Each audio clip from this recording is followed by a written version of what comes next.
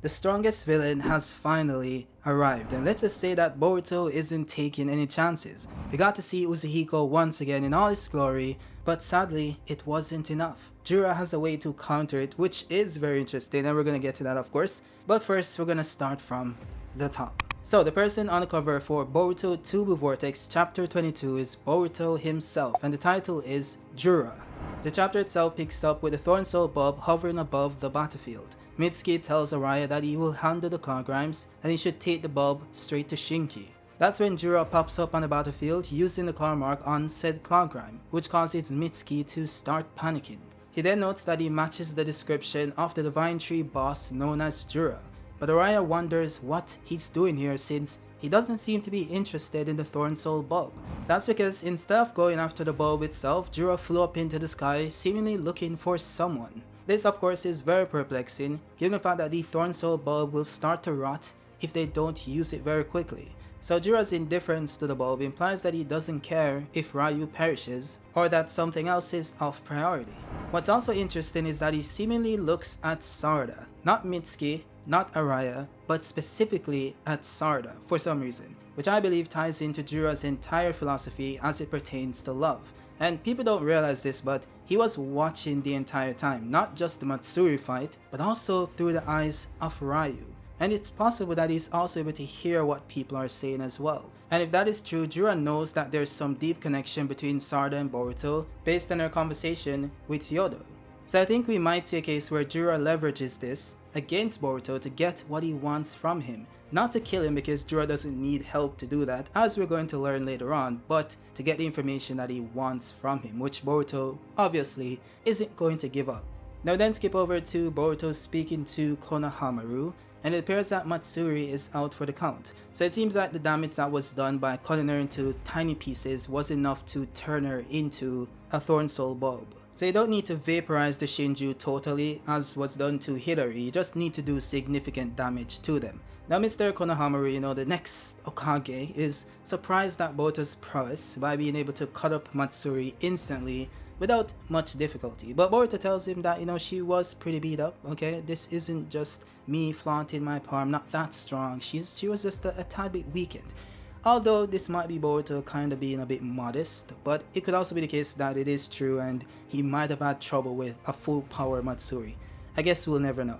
But yeah, Matsuri's Thorn Soul starts to form, we see the dust particles coming together, but that's when something happens. It seems like some shot was fired and a hole appears behind them, and Boruto tells him that it's a miniature Biju Bomb sniper shot. Now of course, this is referring to Jura's ability to fire off his Biju Bomb from a very long distance, but Jura isn't Steph Curry, so hitting the target from that distance isn't that easy as he himself points out.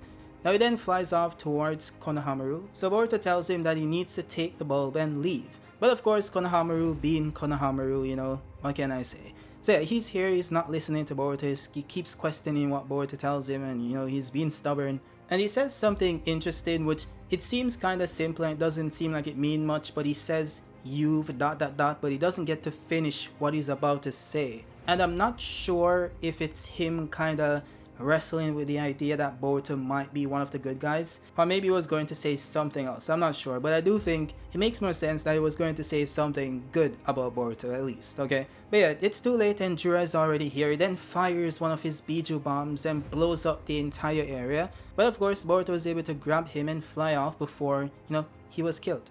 Now Boruto then throws him to the ground and he finally realizes what's going on, his brain starts to work again and he runs off with the Thorn Soul in the opposite direction of Jura. Even so, it's in the open area, so it's not like he can hide from him, so Jura does see him, but before he could do anything, if he was going to do anything, Boruto teleports behind him and slams him in the back, a direct hit with his Rasengan. And as if Boruto simply poked him with his pinky finger, Jura seems totally unfazed. He does of course obey the laws of physics, but he doesn't seem to be damaged. He then reacts to him and then fires off a Biju Bomb at near point blank range. Then Boruto teleports using FTG once again, appears behind him and then swipes at him using his sword. Jura then blocks the attack with a single finger as if it was nothing, which comes as a surprise to Boruto. He then notes that flying Raijin is very impressive and then goes on to say that it's a bad habit, but fighting a strong opponent like you, which means Boruto, makes his heart dance with joy.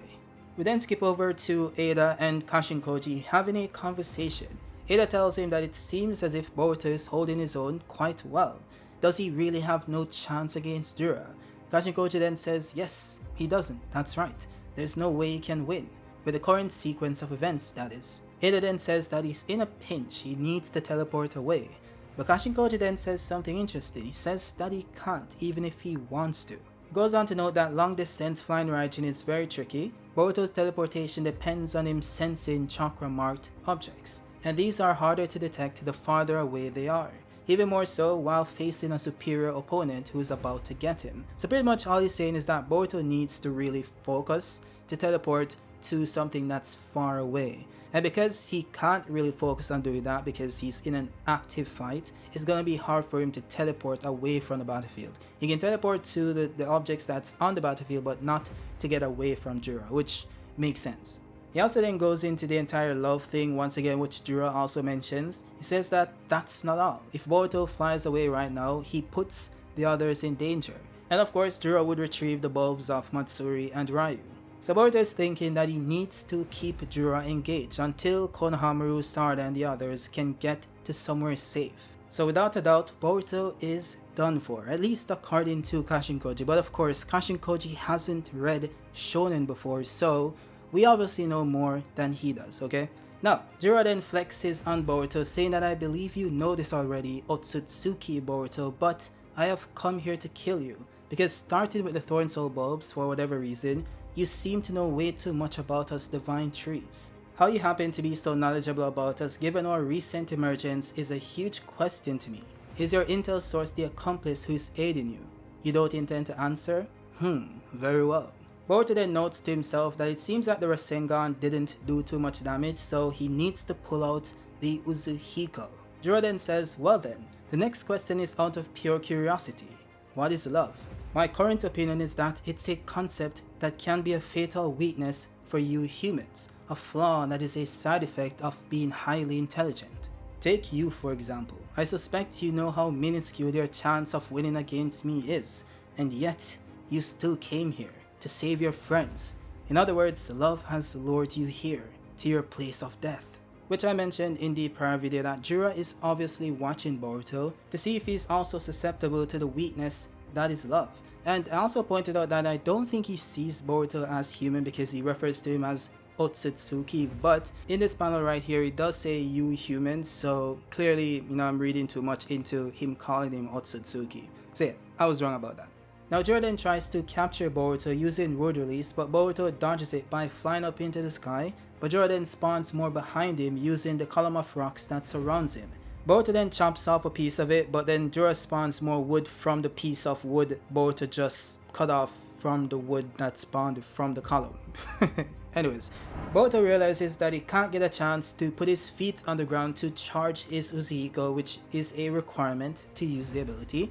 So he says, in that case, Boruto then gets hit by another piece of wood which causes him to lose handle of his katana. He then falls to the ground and Jura impales him using Wood Release once again, and Boruto starts to cough up blood. Now there are two ways to interpret what just happened. One way is to say that Boruto allowed himself to get hit, which is why I said in that case, because he realizes that he can't get the time to do it himself to charge Uzuhiko, so he feels like if he allows himself to get captured by the Wood Release, that would give him time to charge it. And this somewhat reminded me of when Naruto used this tactic to absorb more nature energy when the pain held on to him, and even when he couldn't land his Rasengan on Kabuto, so he allowed him to stab him and grabbed onto him to then of course land his Rasengan. So it seems that that's what Boruto did here, which is a very costly tactic because it does require you to get held by your enemy or get hurt to some degree, and it could have also resulted in Boruto literally getting killed if he was impaled in a vital organ or something. So it's like a last resort sort of tactic. Then you have the second interpretation, which is that Boruto was going to use some secret technique and he just didn't get to use it because he was then hit by the wood, which is also possible. Very plausible, though I do think the first one, makes more sense, and that is likely what happened. Now Jura then looks at Boruto's sword and Boruto tells him that that's a precious object I borrowed from my master. If you do anything to it, you'll face a fate worse than death, which I would like to see what that fate is. That would be pretty cool. But of course Boruto is just trying to buy time to give himself some amount of time to charge Uzuhiko, so he's trying to, chat up Jura. Now Jura then takes up the item and says, "So yet again, you shall come to suffer thanks to love." He then seems like he's about to break it and says, "How about this? Simply tell me where your accomplice is, and this blade can retain its original form, although, either way, I will still be killing you afterwards." And of course, this goes back to what I said earlier. If Jura is willing to threaten to break a sword that Boruto got from his master, to then threaten him to get the information that he needs, why wouldn't he also threaten to kill someone Boruto cares about? For example, Sarada. So I think that's gonna happen soon. I want you guys to be prepared, okay? I'm not sure if she's gonna die. I'm not saying that, but it's a high probability that he does do something to Sarada. I guess we'll see. And also, typically in most forms of fiction, when there's time travel and change in the future and all that stuff and predestined fates, when a character is destined to die at a certain point in the timeline and they somehow subvert fate itself, fate normally takes someone else as a replacement. So it might seem a tad bit cliche, but it might happen. I guess we'll see. Maybe it's Mitsuki, who knows. Now Boruto then tells you that you might be right about love being a flaw and a weakness of humans. But, and this is my opinion, that is precisely why you will never be more than just trees. That's when Boruto activates Uzuhiko, breaking free from the wood release that surrounds him or encases him. He then activates Flying Raijin, teleporting behind Jura because of course Jura has his sword and his sword is also imbued with his chakra to teleport towards. So Boruto teleports behind him, then lands Uzuhiko directly in Jura's back or his behind.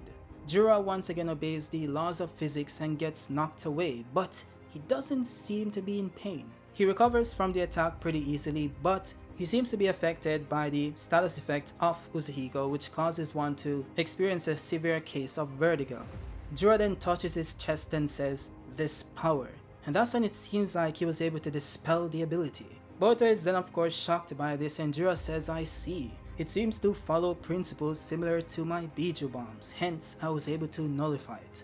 Boruto says, "Damn it, Uzuhiko doesn't work on him," and that's where the chapter ends. Now this part is really interesting, but I think there's a very, simple explanation behind it, and that could be the fact that Minato created the Rasengan itself using the principles of the Biju bomb.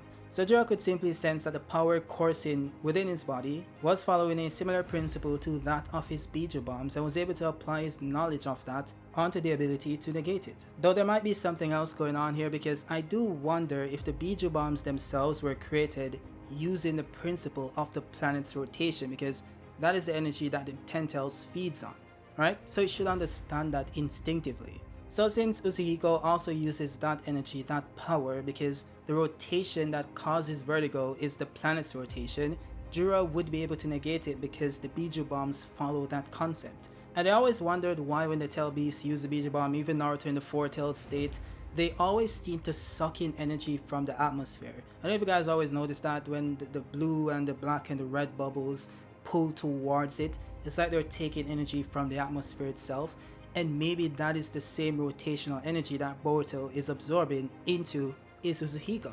So that is pretty interesting. I could be wrong, but we'll see. With that said, guys, that is it for the chapter and the review. If you guys have any thoughts on it, let me know in the comment section. If you guys liked it, drop a like down below. And if you guys are new, subscribe. And also consider becoming a member. I would really appreciate it. With that said, again, I'll see you guys on the next one. Peace out.